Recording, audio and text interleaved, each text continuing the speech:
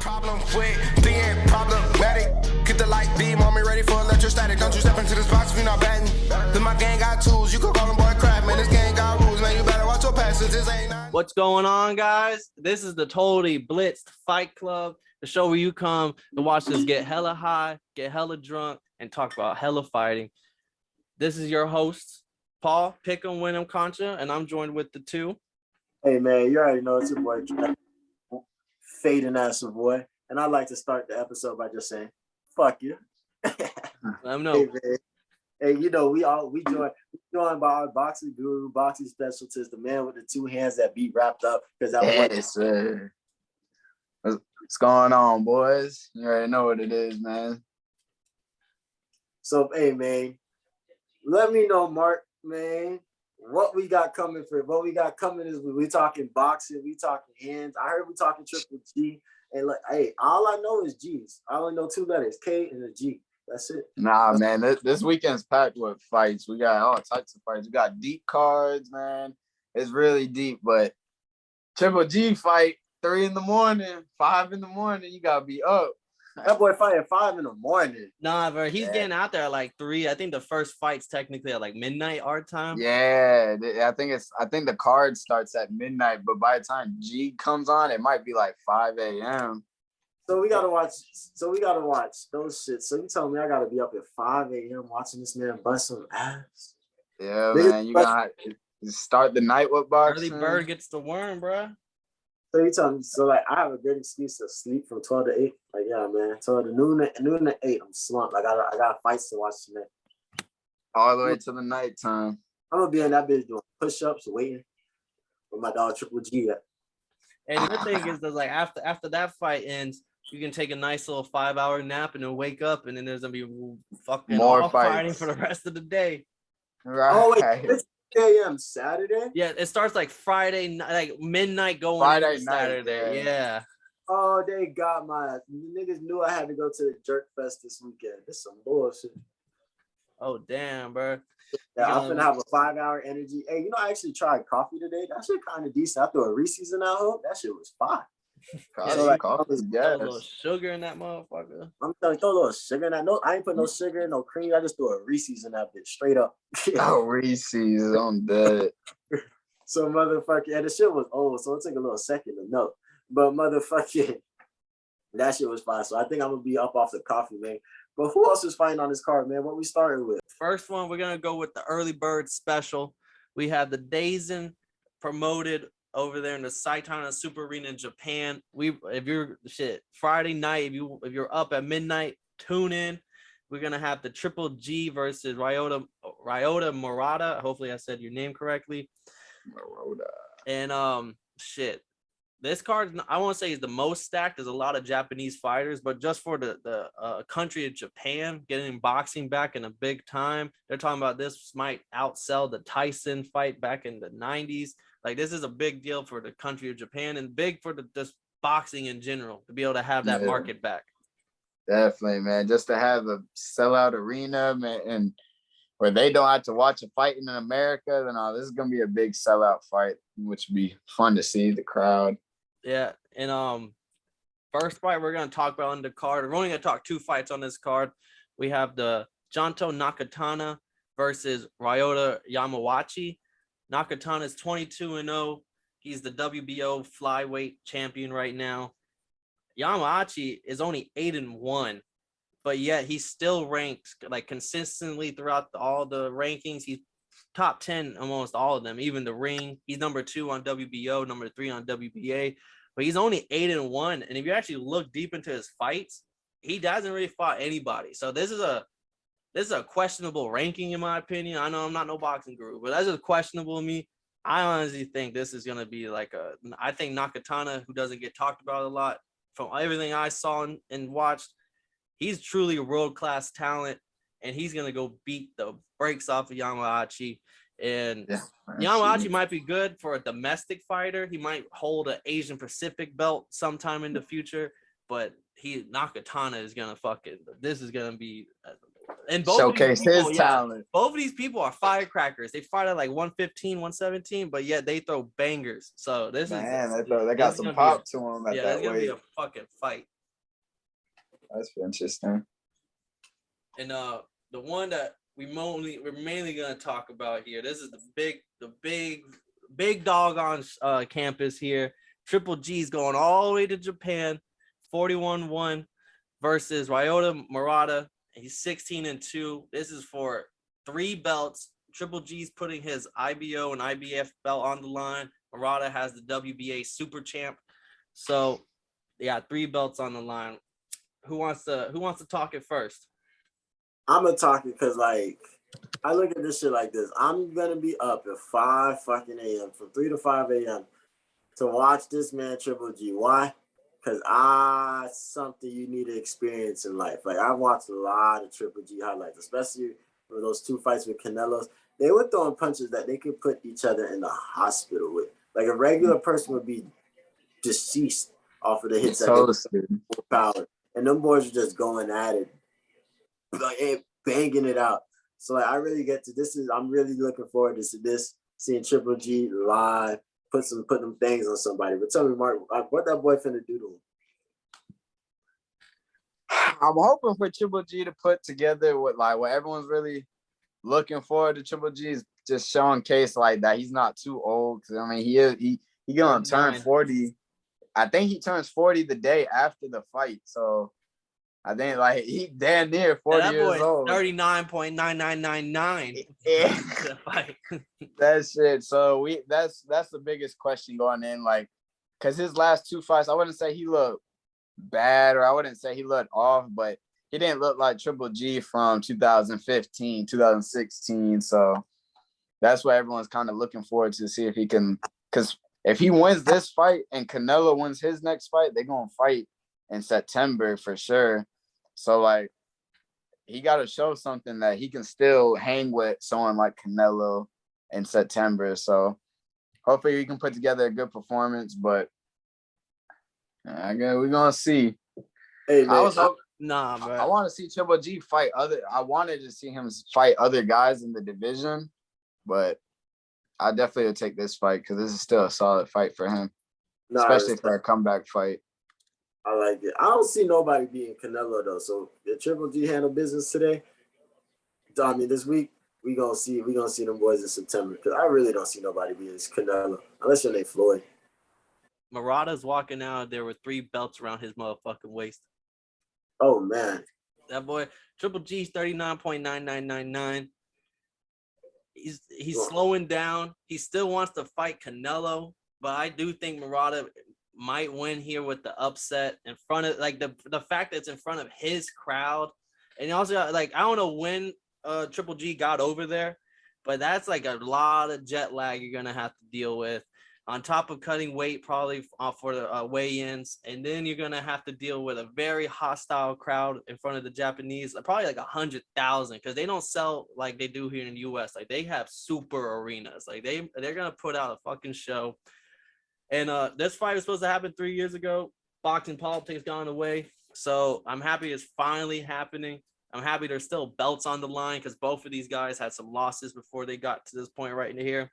And I just think Murata's getting slept on. He's a gold medal winner. He's got power behind his punches, and he was like a power puncher that's learned how to be technical. So I just think it takes a couple solid right hands from him. And Triple G is a little older, a little slower, and I just don't know how much he's. Triple G is heavy on his feet, so like I don't know. Can Triple G show that he's quick enough to not just sit in front of a guy, because Murata do got power doing so. He definitely he got to work past Triple G's jab. Yeah, I know it's gonna be going wild because like if I'm looking at the numbers, like it isn't like a big one-sided. Triple G is the -600 favorite, which is a big favorite, but Murata is not really that big of an underdog. And it's not like he's gonna be young. He's still 36, 35, but I just think he's that right hand eventually might land a couple times. And like y'all said, like it's been a while. Triple G's a little older now. So is this still the same Triple G that fought Canelo 3.5 years ago? Right. And Murata is ranked number 4 in the division. So definitely not a light opponent. No, not. I mean, shit, he has the WBO super belt, so he is no slouch. Yeah, facts. Or WBA super belt, super champ, my bad. Damn, Paul. Sound like you want a better shot on this match.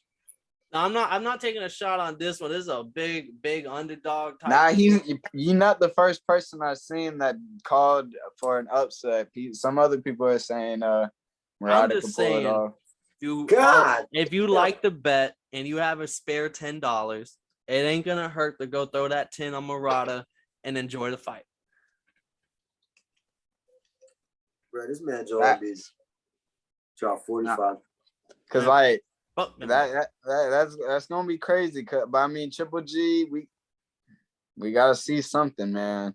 Yeah, I just think this is gonna be the point because everyone thinks Triple G's gonna win this fight and automatically catapult back to Canelo somehow, even though Canelo's got other.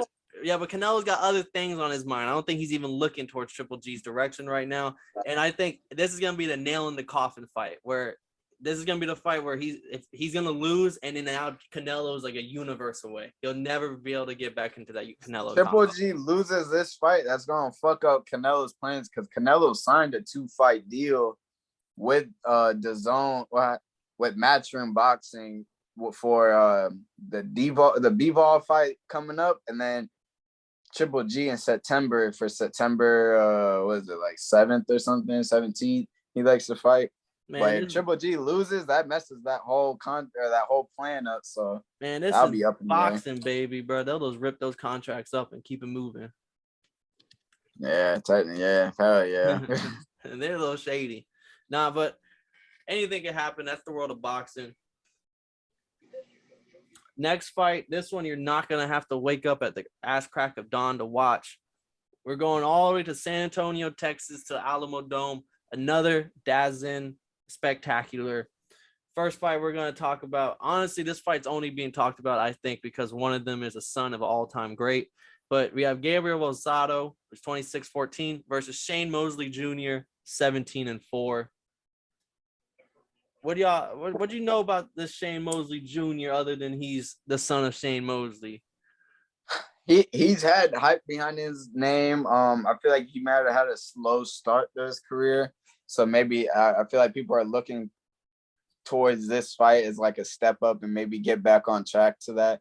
I can't say exactly how he planned out, but I think he has his dad back in his corner now. Yep. I don't know if he's actually going to be cornering his fight, but I know he's back to working with his dad a lot more now, and I think that's a good move for him. But Rosado, I do know about him. That's a fellow Puerto Rican, but he's fought Triple G, and that's like those famous clips of him bleeding and not wanting to give up and stuff, and the ref had to call the fight or the towel got thrown in. But he's a warrior, so definitely a hard veteran to go through it. So that's a good test for Mosley, just to see like can he push himself, because Rosado is not a guy that's gonna back down. He's gonna bring the fight to you. And I got him on Instagram, so I seen him in the gym. He's training.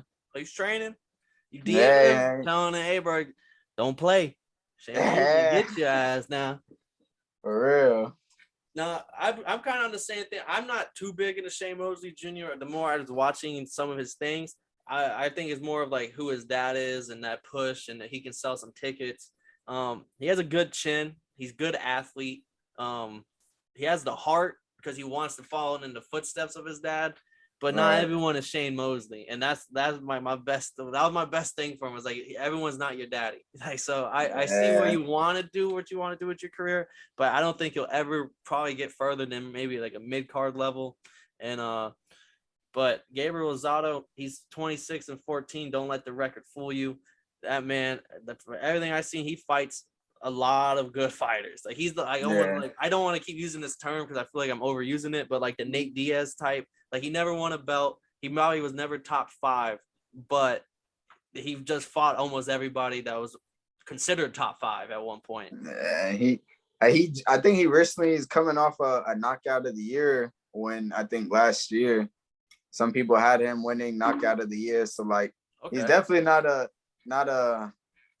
tomato can, man. He's definitely a solid veteran. And where I got like 3 different sources, 3 different things I watched completely separate.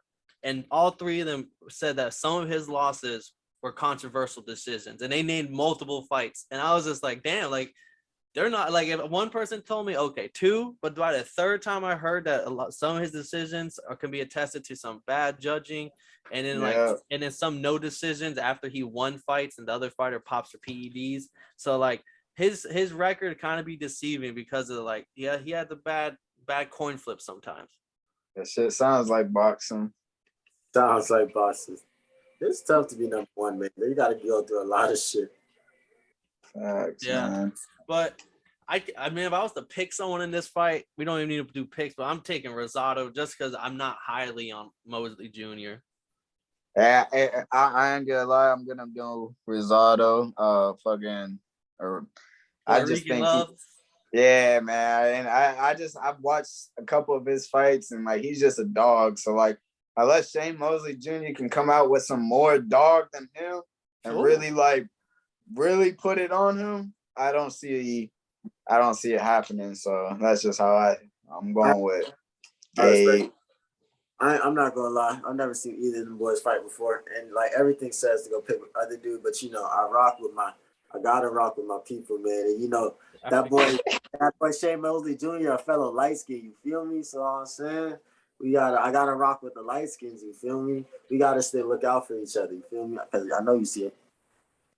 You see it. We light skins gotta look out for each other. You know what I'm saying? No, but this fight should be good. I mean, it's not the main event for a reason. We have 2 back-to-back fights right after, which is gonna be, we have Marlon Esparza 10-1 and versus Naoka Fujioka. She's 46. She's probably, but she's the WBA champion. She's hasn't lost in a long time. Like she's 46, but she's won. Like she's 18-2. Marlon. She's 46 years old. Yes, and then Marlon Esparza is 10-1. And so this is a good fight, bro. Like Fujioka's first ever Japanese 5 division champion. She went from mini flyweight all the way up to bantamweight and has won a belt. And not no regular belt. No, I'm talking about a WBA or IBF, like a real legitimate belt. And Esparza is a former bronze Olympian back in 2012 games. She's from Houston. The fight's in San Antonio. Maybe she has a little bit of that home crowd energy going on. And but like, I mean, I personally am gonna go with the 46-year-old Fujioka. She's a very technical fighter. She relies on her IQ and technical prowess. Why? Because her speed and power have faded with time. And maybe she gets caught slipping. I definitely don't think anyone's getting knocked out here. Neither one of them has really TKO power. But this is for the vacant ring title. And also for the WBC, because Esparza is the WBC champion. Fujioka is the WBA champion. So this is so it's a unified championship. Yep. Plus a ring title is on the line. The inaugural ring title. 46 years old? 40. It's still, but she's Japanese though, like they aged very well. They're going to be 46 looking 26. They age all at the same time. Like it's just one day they wake up and they're old. I mean, top 5 fighter I've ever seen in my lifetime. And that boy Master Roshi ain't ever cracked with age. Bro, Master Roshi. I was explaining to my brother, like, you understand that, like, you got to go watch Dragon Ball. Master Roshi is just a funny dude in Dragon Ball Z, but like in Dragon Ball, at the beginning, Master Roshi was still the strongest person in the world. Yeah, he was. He was like 4,000 years old type. To be exact. He's just like, he was just a human, I'm pretty sure. But he invented the Kamehameha. He was the first. Yeah, what the hell? He was the first band. He said, "Oh yeah, he made that. His house is called." Right. He really was like that, and he was like beefing with the snake looking guy, the skinny guy. I can't remember his name. The TN's master. Oh yeah. I know who you're talking about. Yeah, but that's some Japanese folks, boy. They age like fine wine. I'm rocking with her because I gotta see this happen. Like, I'm gonna look, and if she breaks something, I'm gonna be like, wow. Like, but if she breaks somebody's face, I'm gonna be wow. Wow. Yeah, like 46 in 7 months. That's crazy. So she's almost on her 47th. Who you going with, Marcus? You don't need to pick, but how do you feel about this fight? It's being a fellow boxer, knowing that there's a woman who's a champion at 46 going for a unification bout. I mean, that's pretty big for her career, honestly, as an accomplishment. Be 46 years old to go try to get another belt, become unified champ, and that's technically 3 belts because of the Ring magazine's on the line also. So co-main event, that's a big night for them. That they might feel like they're the main event. Fuck Ryan Garcia. Yeah, for real, no belt on that one. I'm just saying they actually might be the main event. Yeah, don't be afraid if this fight steals the show, guys. It's gonna be interesting because they're gonna have to brawl it out because like that last round was bad. Like somebody's gonna have to go home. Yeah, tried and tested versus I won't even say newcomer. She's been around for a little bit, but no one's gonna want to go in there and lose their belts, so they're gonna both come with it. Facts. I'm taking also the Japanese because I already picked one Japanese fighter. I think the Japanese boxing is about to be put on the map come Saturday. No, the main event fight that we kind of touched on for a split second, we have Ryan Garcia and his debut return versus Emmanuel Tago. I don't want to say your name wrong. I apologize, but this is the main event. Ryan Garcia is a huge favorite on the money. Like if you're going on the betting, he is massively favored here. This is his first fight after not fighting in a whole year. He coming back from a mental health break. Then he had to pull out of a fight against Joe Diaz with a hand injury. All at the same time, he was calling people out while on his mental health break. So how do y'all feel about, I know me and Kev personally, but how do you feel, Marcus, about Ryan Garcia? And seems like he want to be more like a social media or a YouTuber more than trying to focus on his boxing. And that's probably what the fallout with Canelo came in and just not taking the game as serious and the mental stuff. Hopefully he gets through that, whatever. But people just want to see him fight because, man, dude has he does have talent. You can't deny that. He is one of the best in.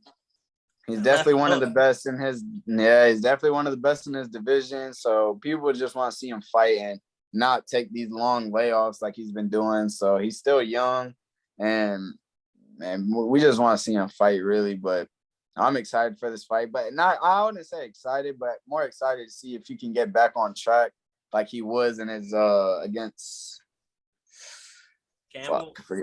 Campbell, when he got knocked down, he got back up and he dropped in with a body shot. So that was definitely he was on a hot streak right then. If he would have just kept going after that fight and catching these fights, but he didn't. He took the layoff, so we gotta see how he comes back. And he also has a new trainer now, so he left Canelo's trainer, and I want to see how he puts that guy's. I forget what Joe Bruce. He left Eddie Renazzo, and now he's joining. Yeah, Reynoso and Joe Guzzo or whatever the fuck his name is.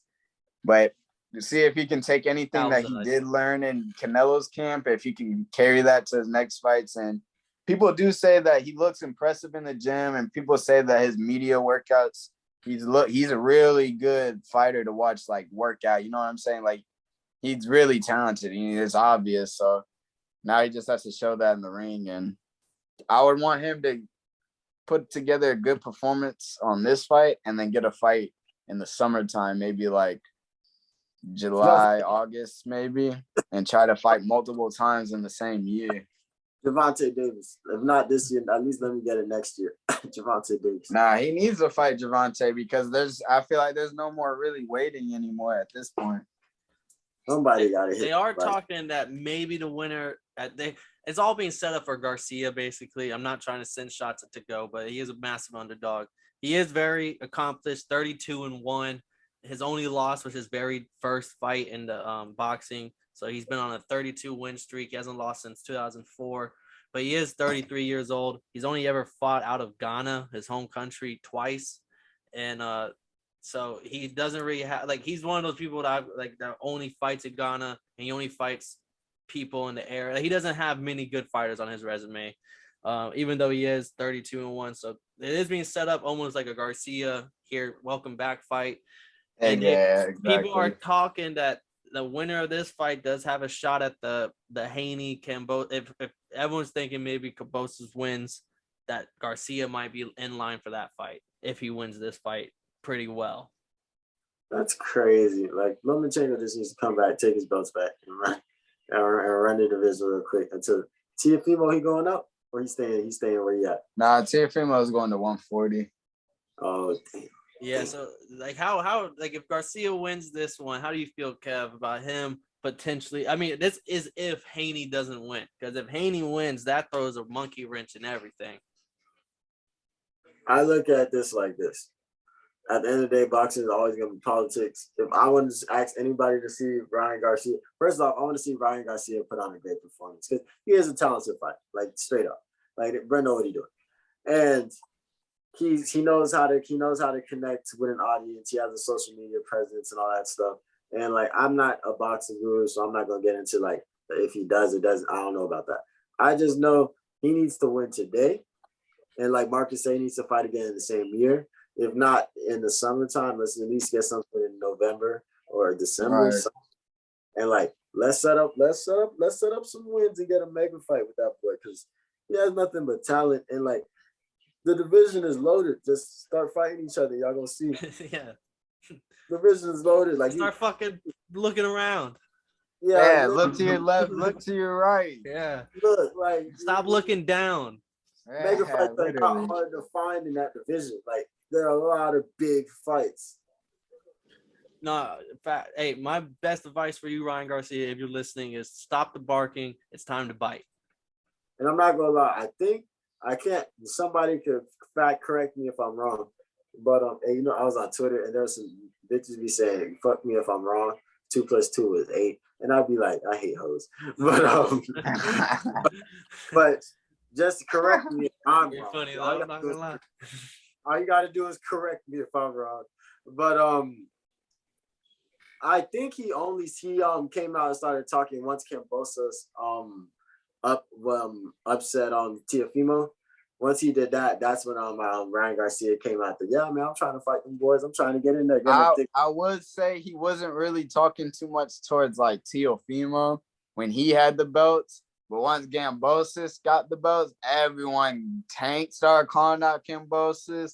Garcia started everyone started calling out Cambosis. So I thought that was pretty funny to see. From what I saw on social media, because I'm not all tapped in like some of y'all. I remember seeing at some point in time back in just a few years ago now, history was him trying to call out Tank, and then like Tank being like, "Yeah, I'll fight you," and then that fight never really ever coming to fruition. And then fucking fight. Then Garcia, while during his mental health break, he basically was calling people out like, "Oh, y'all won, but y'all ain't ready for when I come back. Y'all ain't ready for when I come back." Like shit like that. And it's like, aren't you supposed to be like mentally broken right now, bro? Like, what the fuck are you doing trying to call me? Like, what the fuck? Like, I can't. I don't know. To me, it's just like you can't be saying you're mentally not good. You have to be like secluded at the same time trying to attack people on. So not attack, but just like, "Oh, you're lucky I'm not in the division right now." Just talking on Twitter. But all those wrongs can be righted if he puts out a good performance, which everyone expects. But we'll see. Like, it's been a while now. It's been a couple years now. So we'll see what's up. It hasn't been. I think it's been. He didn't fight in 2021, and his last fight was 2020. So it's been only a full year. Right.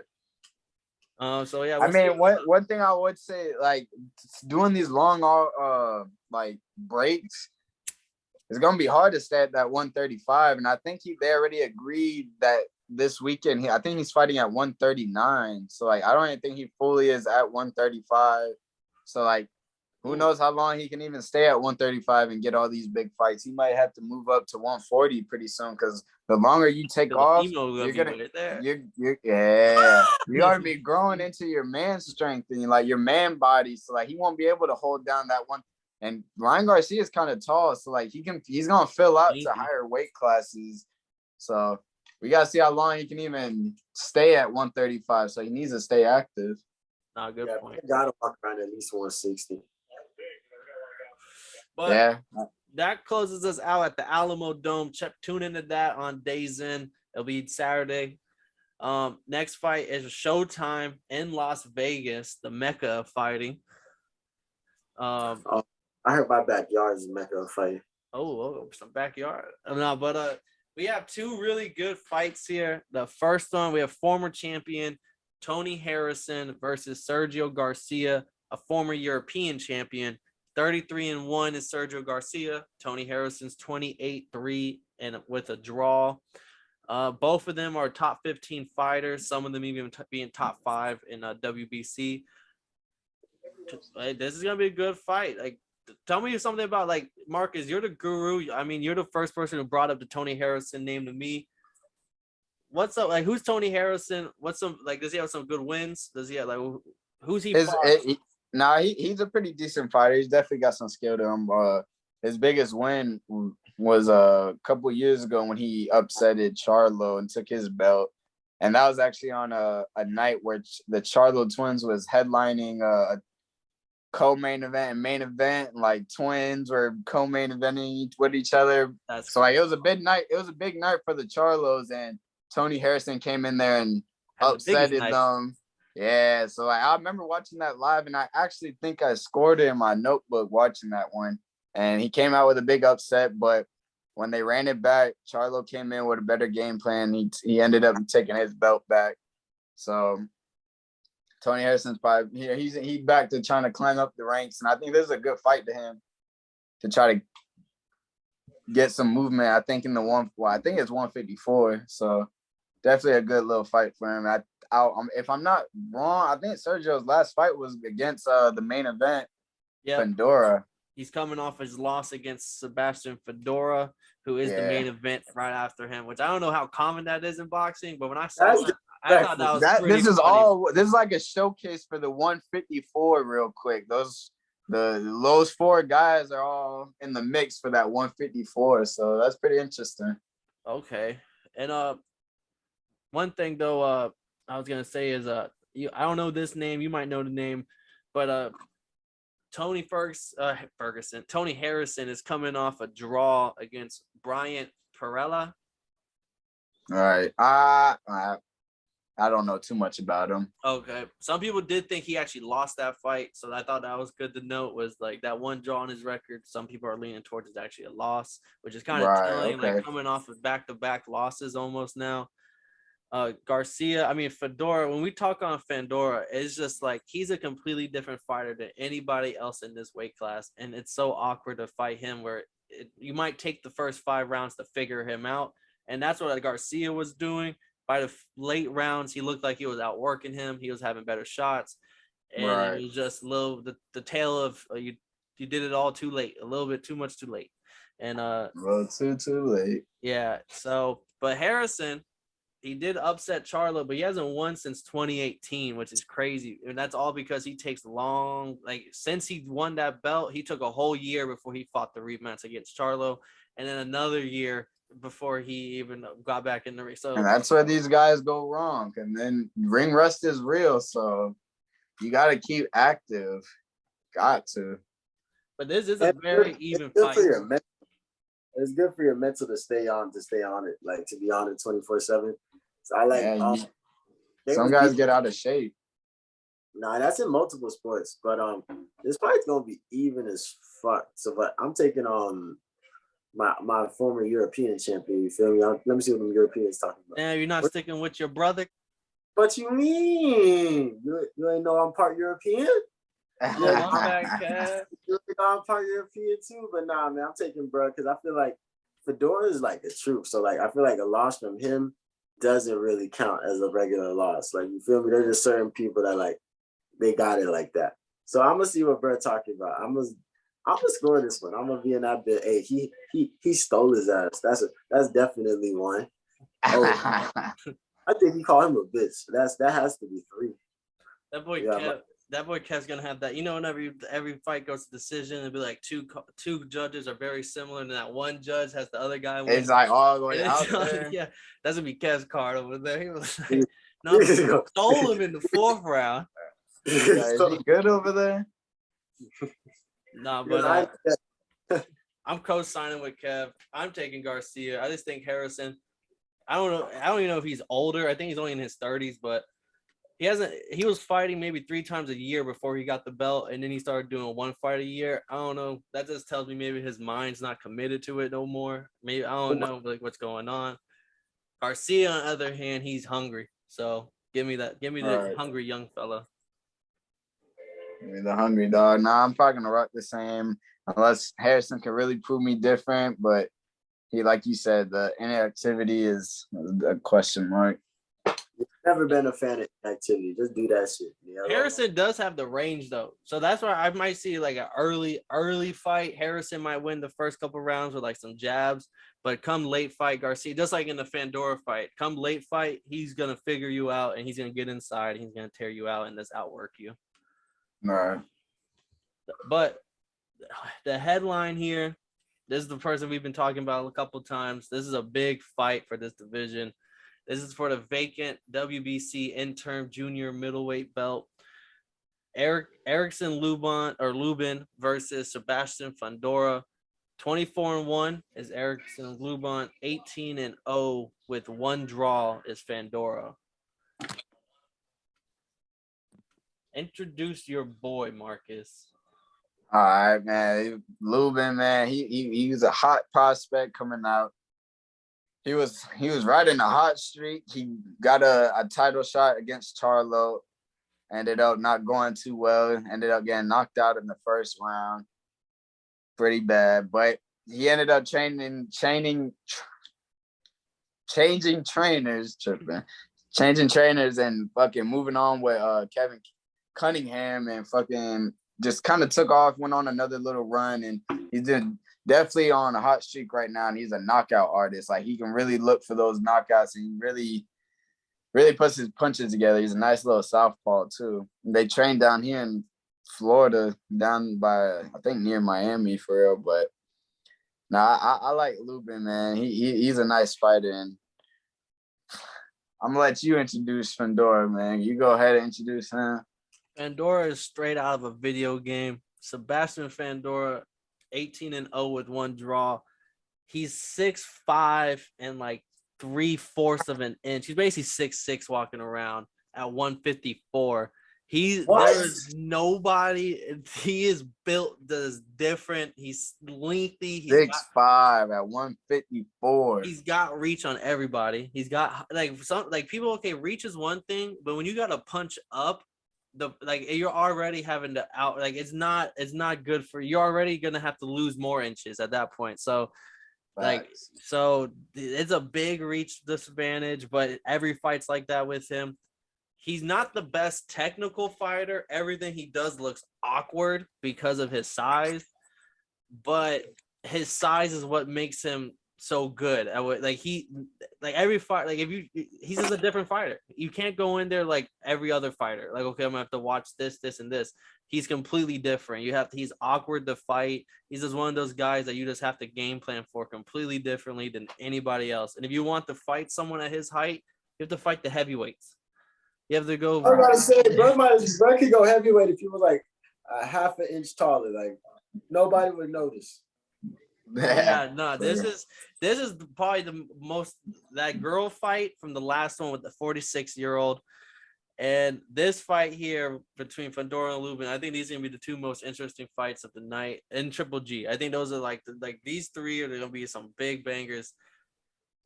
Nah, I've been excited for this fight for a while, man. Just because the matchup, and I've been a Lubin fan, and I've watched a couple of Fundora fights, and just watching him, it's like, man, this guy is crazy to watch because 6'5", he's real skinny and lanky, and usually when you think of guys that are lanky and long, man, they like to fight on the outside. They like to keep you on your jab, set up that right hand, and like kind of dance on the outside. But he doesn't even think like that. He thinks like the opposite. Like if he's a small fighter, he likes to bang in the inside. He likes to get it.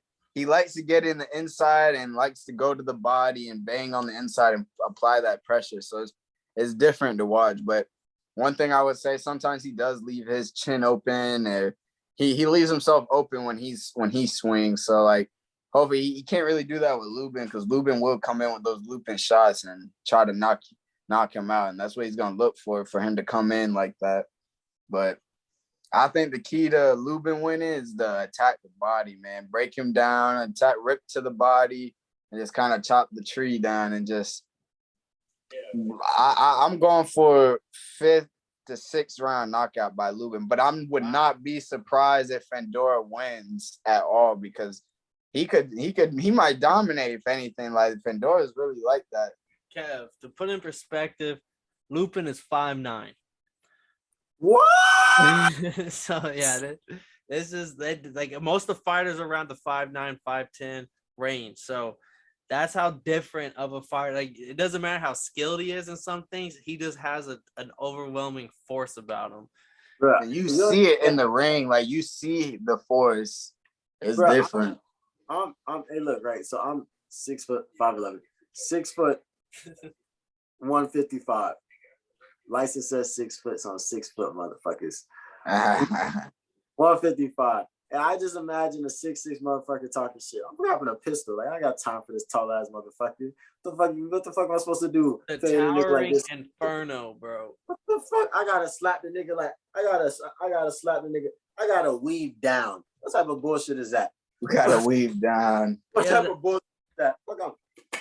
The man has an 80-inch reach, bro. He can probably touch his toes, bro, just like doing a squat. Like that shit is crazy, bro. He's a Giannis of boxing. He's massive, literally. Bro. Yeah, that's actually good.